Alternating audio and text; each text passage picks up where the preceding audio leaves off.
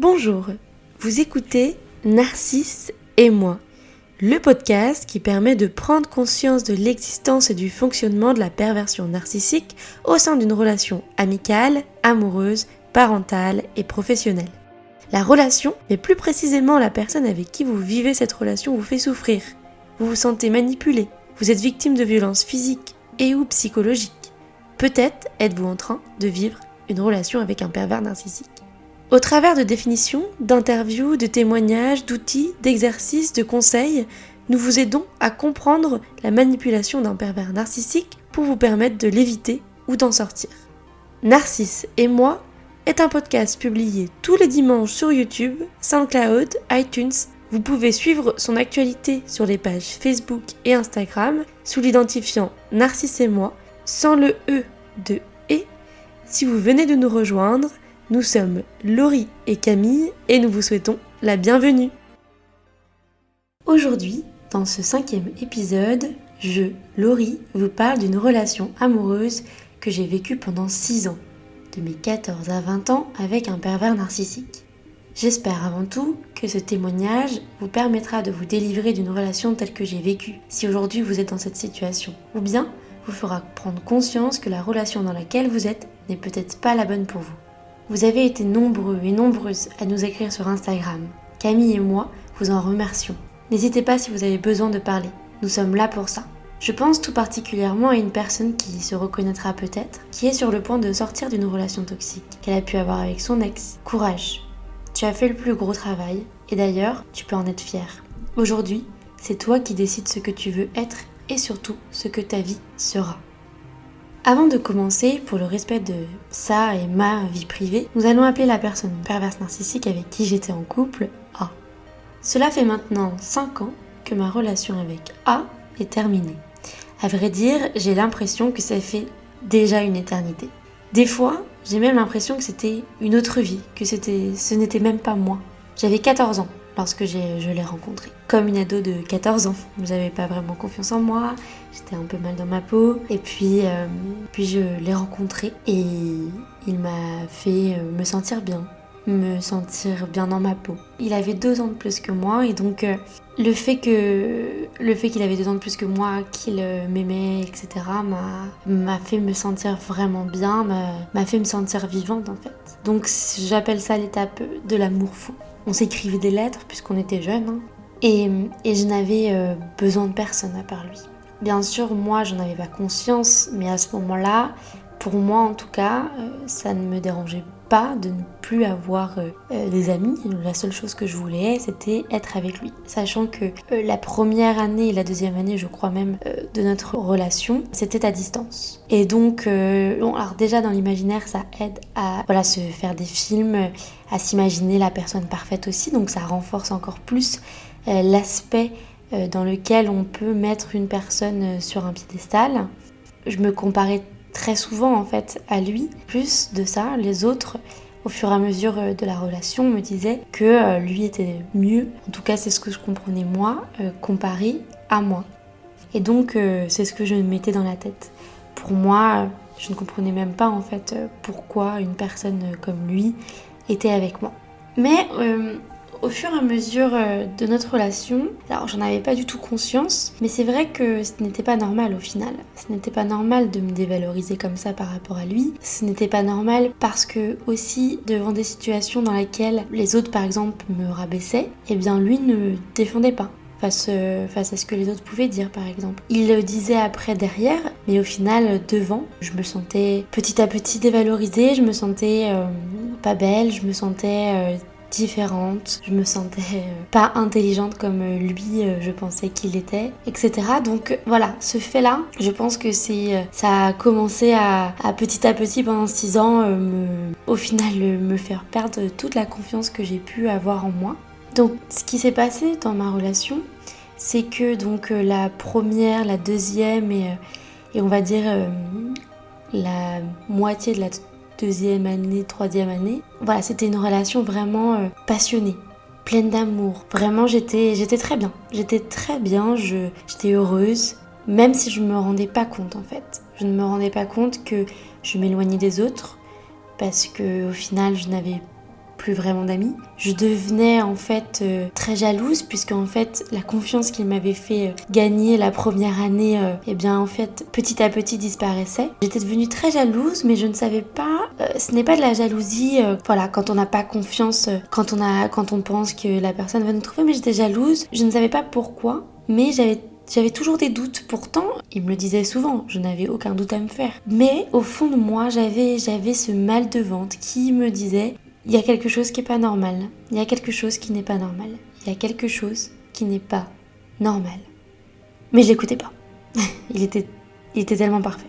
D'ailleurs, ma grand-mère l'avait bien dit. Une personne aussi parfaite, c'est bizarre. Mais après, je pense qu'il faut pas du tout s'en vouloir quand on se rend compte en fait de ça, qu'on n'a rien vu, que voilà on avait des doutes mais on n'a rien fait, ou on a pris trop de temps, voilà moi 6 ans quand même. Enfin, comme je vous le disais, pendant les 3 premières années c'était très bien, c'est les 3 dernières qui ont été un enfer. Mais voilà, il ne faut surtout pas en fait s'en vouloir, puisque cette expérience, même si elle est peut-être très difficile à vivre, nous aide à ne plus tomber dans ce piège, nous aide à être encore plus forte en y sortant. Je pense qu'il faut vraiment, comme je disais dans le podcast numéro 3, accepter la chose. De toute manière, on n'y peut rien. C'est passé ou c'est en train de se passer, j'accepte, mais maintenant que j'en ai conscience, eh bien, je vais de l'avant, j'avance. Soit je sors de cette relation une fois pour toutes, soit je suis déjà sortie, mais je peux y penser, bien sûr, il faut pas nier non plus sa relation. Mais c'est derrière moi, maintenant je suis une nouvelle personne et donc j'accepte. Je retourne à ce témoignage. Donc voilà, donc au bout de la 3e année, je suis devenue très très jalouse. Je me sentais vraiment pas bien dans ma peau.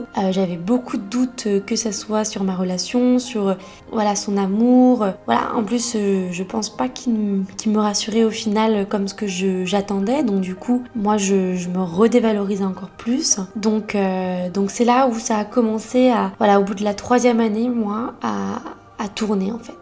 À prendre un autre tournant qui n'était plus du tout cet amour passionnel. C'est d'ailleurs cette année, donc c'était lorsque j'étais en terminale, enfin la 4e année, lorsque j'étais en terminale, j'ai découvert une partie de vérité sur lui, on va dire. C'était l'été, il était parti en déplacement, j'étais dans son appartement. Ce qu'il faut savoir avant ça, c'est que quand même pendant ces 3-4 premières années, comme on était ado et qu'il habitait loin, il a vécu chez mes parents. Si vous savez ce que c'est qu'un pervers narcissique, eh bien je pense que vivre avec ses parents, ce n'est pas non plus la bonne solution, puisque c'est encore plus facile de manipuler la famille, votre entourage, etc. Donc moi, c'est ce qui s'est passé pour moi. Comme je vous disais, un été, l'été de ma terminale, enfin j'allais rentrer en terminale, j'ai découvert dans son ordinateur une vidéo. Alors cette vidéo, c'était une vidéo de moi à mon insu lors de rapports sexuels. Je vous avoue que déjà, comme je n'avais pas confiance en moi et que j'ai vu ça, ça m'a perturbée, ça m'a dégoûtée. Déjà que j'aimais pas mon corps, en plus le fait de voir qu'il avait ça, je n'étais pas au courant. Je sais que pendant une semaine, j'ai vomi, j'arrivais plus à respirer, j'osais le dire à personne parce que je pense que je l'ai vécu comme un viol, puisque je n'étais pas consentante en fait. J'étais pas du tout consentante pour ça. Je me sentais... Mais je ne voulais pas le dire aux autres, puisque en fait j'avais honte. J'avais honte que quelqu'un voie cette vidéo, j'avais honte de ce que pouvait penser sur moi. Et donc, je l'ai dit à personne. J'ai dit à personne, à part à lui bien sûr. Et donc lui, voilà, en fait, ce qui se passe avec un pervers narcissique, c'est que il nie. Alors, vous avez les évidences, vous avez les preuves sous les yeux, mais il nie. Alors là, quand j'y pense, ça me fait rire, mais ce n'est pas drôle. Je me souviens que, voilà, je l'avais vu, et il continuait à nier que non, ce n'était pas vrai. Il n'avait pas fait ça. Au bout d'un moment quand même, quand je lui ai montré la vidéo, là, au bout d'un moment, il y avait plus de... Enfin, on pouvait plus nier. Mais le fait qu'il nie, je doutais encore de moi. Je me disais, mais peut-être que j'ai tort. Alors que non, il n'y a aucune raison de douter de ça. Les faits sont là. Non, ils sont là. Pourtant, il le nie. Alors, quand il se retrouve, un pervers narcissique ou une perverse narcissique, quand la personne se retrouve en face d'une situation telle que celle-ci, j'imagine, je pense que, voilà, ce n'est que mon avis, mais je pense que jusqu'au dernier moment, s'ils peuvent toujours nier, négocier, changer la vérité, ils vont essayer. Quand ils ne pouvaient plus la changer, puisque là, la vidéo était là, on la voyait tous les deux, et là, il n'y avait plus rien à nier, là, il est passé sur un côté où il était victime. Il était victime, ce n'était pas de sa faute. Il n'osait pas me le demander, il n'osait pas me le dire. Il n'a jamais regardé cette vidéo. Pourtant, elle était dans son ordinateur. Bref. Bon, vous vous en douterez, j'étais jeune, inconsciente, manipulée, amoureuse, donc je suis passée au-delà. Je pense que psychologiquement, je n'étais peut-être pas très très bien juste après, mais je l'ai pardonné, j'ai même culpabilisé. J'ai culpabilisé parce que je me suis dit, comme il me disait que c'était de ma faute s'il avait fait cette vidéo parce que j'étais très jalouse, parce qu'on ne pouvait pas me demander, donc il ne m'a pas demandé. En final, en regardant ça de très loin, si vous êtes dans une situation comme celle-ci, rendez-vous compte que ce n'est pas normal. Ce n'est pas parce que la personne fait quelque chose comme ça que c'est de votre faute. Non, c'est sa décision, c'est lui qui l'a fait, c'est elle qui l'a fait. Point. Ce n'est pas vous. Même si vous êtes jalouse, vous avez peut-être dans votre tête fait quelque chose pour qu'il devienne comme ça. Non, ce n'est pas vous, c'est lui. Chacun prend ses propres décisions. Donc voilà, c'est la première fois où j'ai découvert, une face cachée. À ce moment-là, comme je vous le disais, je l'ai accepté. Enfin, je ne l'ai pas accepté, mais j'ai culpabilisé, je l'ai pardonné. Et voilà, après tout, on a tous le droit de faire des erreurs. Moi-même, je fais des erreurs. Quelques mois après, je me souviens très bien de ce jour-là, puisque on était le 21-12-12. Donc, si ça vous parle, c'était le jour de la fin du monde. Donc, c'était un jeudi soir. Ce jeudi soir a changé vraiment toute notre relation. En fait, ce jeudi soir, j'avais menti à mes parents, je leur avais dit que je n'avais pas cours le lendemain et donc je pouvais aller à une soirée, la soirée de la fin du mois. Quand j'étais sur la route pour aller à cette soirée, j'ai pris le bus, j'avais 17 ans, pour le retrouver. Donc ce qu'il faut savoir, c'est qu'avec A, on se parlait H24. Et quand je dis H24, c'est H24, c'est-à-dire qu'il n'y avait pas une minute où je n'envoyais pas un SMS, où il ne m'envoyait pas un SMS, où on s'appelait pas, etc. J'ai 17 ans, je suis dans le bus, je vais en direction de la ville dans laquelle on a cette soirée, là où maintenant lui a un appartement, pour sortir, puisqu'on sortait pas très souvent, d'ailleurs on n'avait pas trop d'amis, donc j'étais très pressée de faire cette super soirée. Lorsque je suis arrivée dans cette ville, comme d'habitude, j'étais au téléphone avec lui, il avait raccroché, on va dire, une vingtaine de minutes juste avant mon arrivée, je lui ai envoyé un SMS en lui disant que j'étais là, et il n'est jamais venu. C'était la première fois de ma vie que en 5 minutes, en 10 minutes, je n'avais plus de nouvelles de lui. J'ai décidé de marcher jusqu'à son appartement. Je me suis dit peut-être qu'il n'avait plus de batterie tout simplement et que j'allais certainement le croiser dans la rue, entre chez lui et là où on avait rendez-vous. J'ai marché et je ne l'ai jamais trouvé. Je n'avais même pas la clé de son appartement. Déjà, là, juste en y pensant, après quand même 4 ans ou 5 ans de relation, c'est bizarre.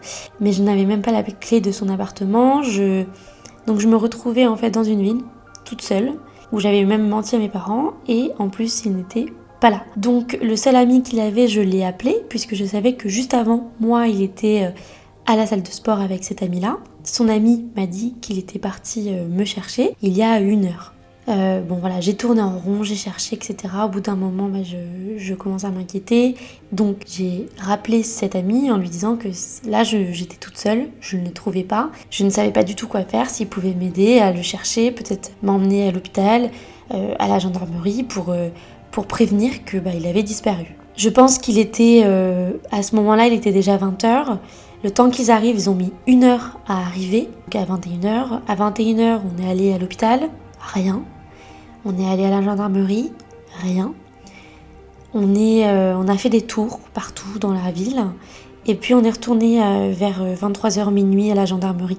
Les gendarmes m'ont dit que il n'y avait pas de quoi m'inquiéter, qu'en fait il était en garde à vue. Alors là, c'était un choc. Mon copain, parfait, l'homme parfait, en garde à vue, et je ne savais même pas pourquoi. En plus de ça, je m'en voulais puisque il devait peut-être n'être pas bien, peut-être qu'il s'était fait agresser. La gendarmerie ne voulait rien me dire. Donc ils ont appelé mes parents et mes parents sont venus me chercher. Donc voilà, la gendarmerie m'a demandé de venir le lendemain pour m'interroger. Alors là, je ne comprenais même pas pourquoi il fallait m'interroger. Donc vous comprenez bien, je n'ai pas dormi de la nuit. J'étais vraiment perdue, c'était vraiment la soirée de la fin du monde. C'était exactement ce que je voulais d'ailleurs, super. Le lendemain, lorsque j'y suis allée, en fait, j'ai appris. Alors là, ce que je vais vous dire là, toutes les personnes qui sont perverses narcissiques ne sont pas ce que mon copain à cette époque est. Un pervers narcissique n'est pas ce que je vais vous dire, alors attention, spoiler. Donc voilà, lorsque la gendarmerie en fait m'interrogeait, voilà, il me demandait si A avait été bizarre avec ma famille, si A m'avait déjà violée ou avait violé quelqu'un, enfin voilà, je me disais mais qu'est-ce que c'est ces questions je vous rassure, en tout cas à mon époque, il n'a violé personne, mais en fait j'ai appris qu'il était un exhibitionnisme sexuel.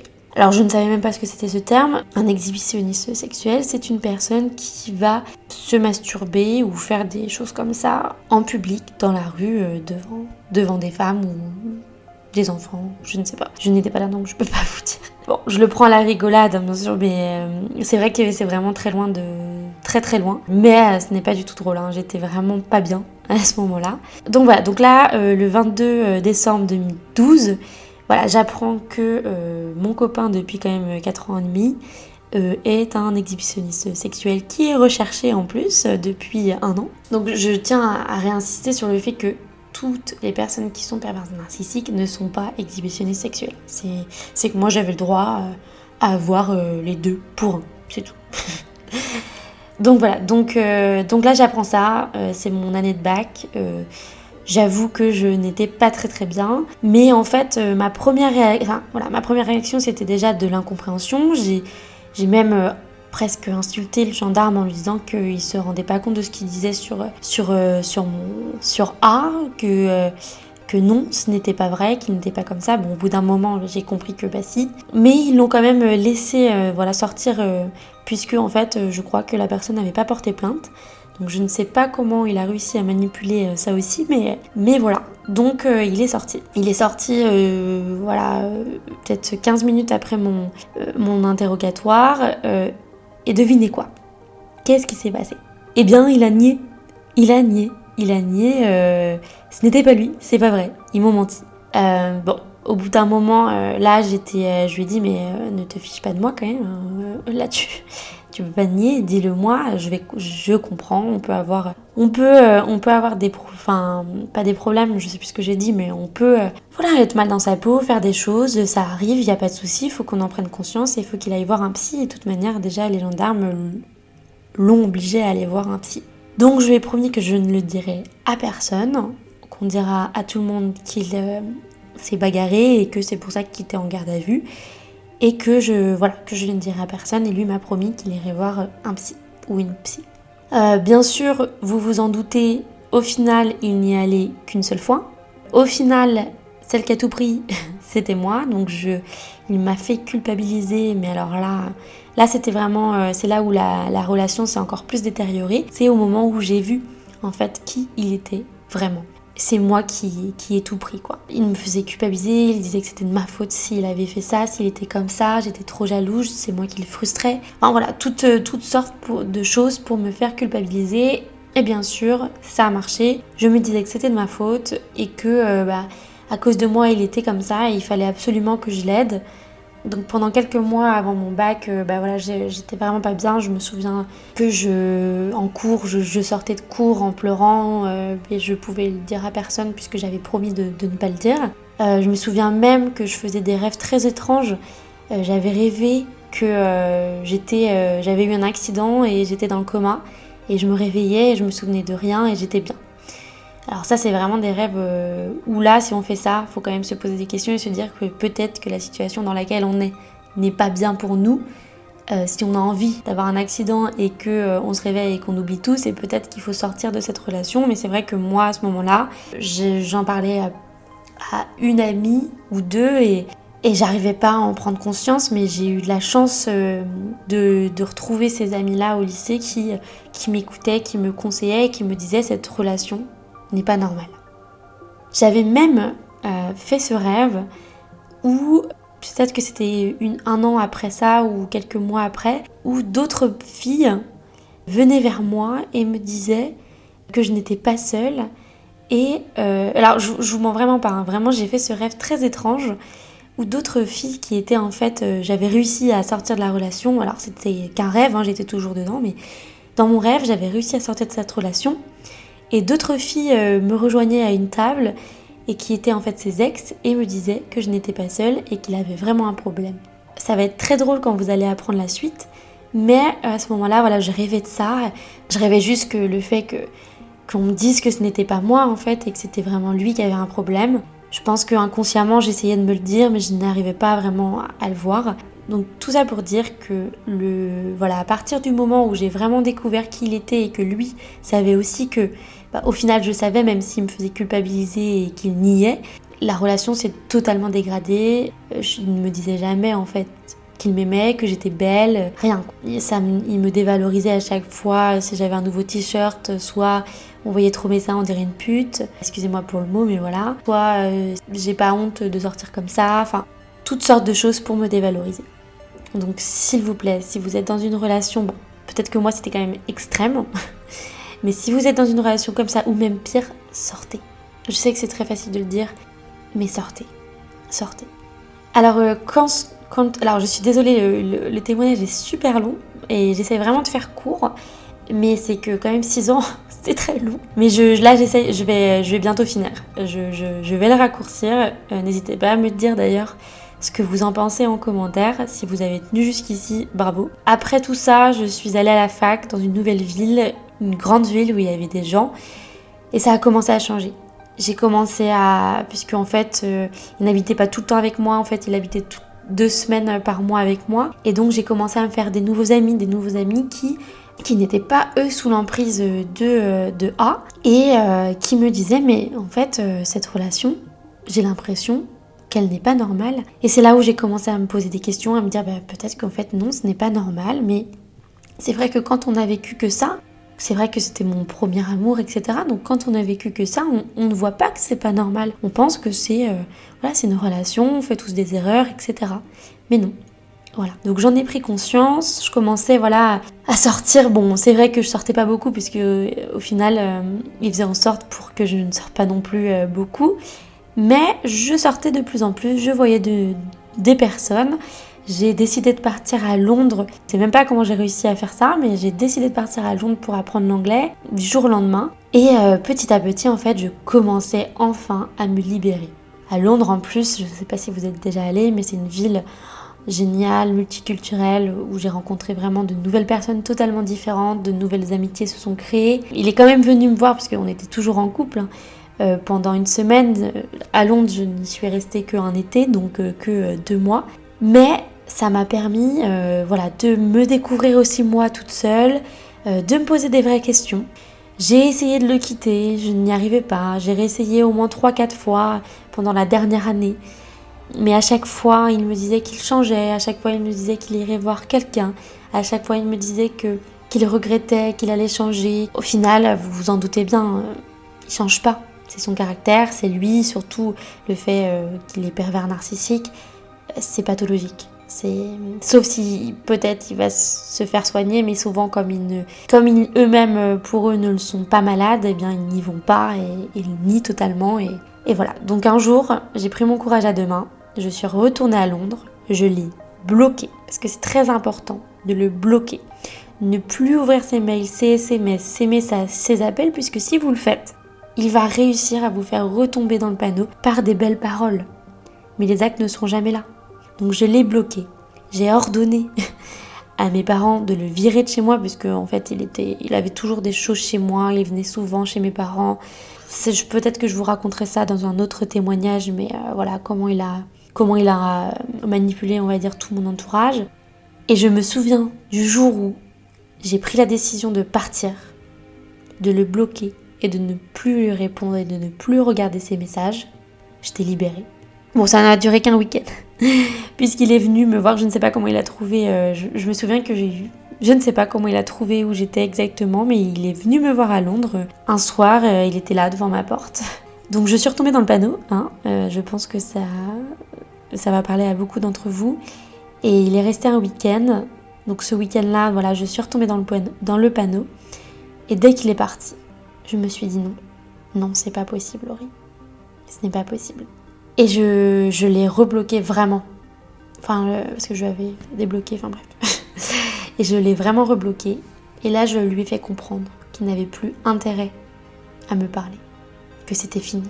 Parce que sinon, j'allais prendre les devants, quoi. Donc voilà, j'ai essayé de lui faire peur pour lui dire c'est bon, c'est fini, laisse-moi tranquille.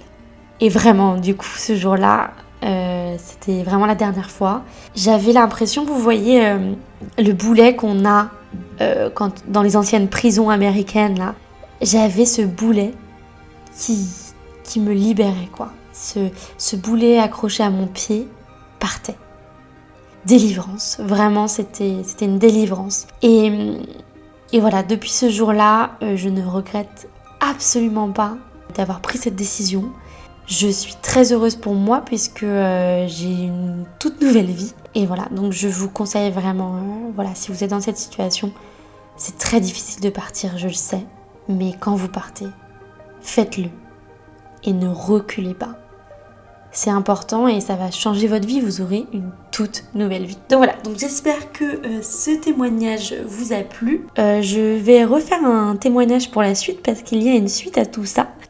Quelques années plus tard, voilà, je vous spoil un peu avec les ex. Je ne sais pas si ça vous reparle le rêve dont j'avais fait. Je ne sais pas si ça va vous rappeler quelque chose là, ce que je vous ai dit par rapport à mon rêve que j'avais fait lorsque j'étais avec lui. Donc petit spoiler, mais je pense refaire un petit épisode beaucoup plus court cette fois-ci puisque j'aurai moins de choses à dire sur l'après. N'hésitez pas à me dire ce que vous en avez pensé. Bon après, si vous avez aussi quelque chose comme ça, des questions, n'hésitez pas à nous parler en MP ou en message privé ou à commenter. N'hésitez pas à partager aussi ce podcast, on le répétera jamais assez à votre entourage si vous pensez que ça peut leur être utile. Mais je le redis une dernière fois, vraiment, si vous avez réussi à partir, partez. Si vous êtes en train d'essayer, partez. Ça fait du bien, mais ne réouvrez jamais les messages. Jamais. Peut-être plus tard, parce que vous serez au-delà de la situation et que vous ne serez plus dans cette emprise. Mais en tout cas, même quand on en a conscience, même quand on est en train de partir, on est toujours sous l'emprise. Donc, s'il vous envoie des mails, s'il vous envoie des SMS, s'il vous harcèle par téléphone, s'il vous harcèle sur le chemin de chez vous, du travail, non, c'est fini, vous partez.